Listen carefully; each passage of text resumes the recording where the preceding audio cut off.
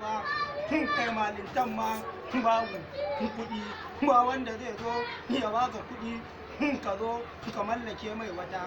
babu labari kuma yan addu'o'in ma in kai yanzu ba wani samu da ake yi lura wannan kai Allah ya mana mai kyau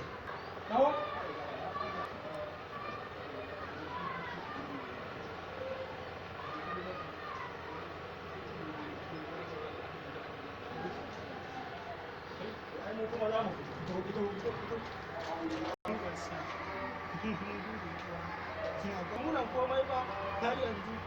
babu abin da ya zo amin wa alaikar salam tsaya daga nan na san me ke tafa da kai budurwar ka ce kake so ha aura ma kake so ka mallake ta iya da so ka ko kamar da abin da ya kawo mallam tsaya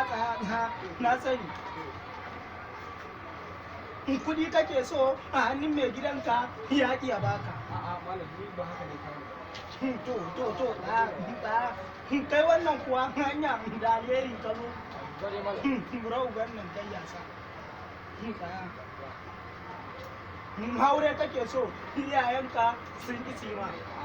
ni duk ba haka ta kawo malam to faɗi me ya kawo ka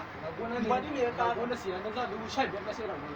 ina zuwa gida na ga an kwata shi an sa ta ƙarya a wuri ne ce ne ma a fito da shi Gurau ba shi sa da na laliba in sai an ga ƙaho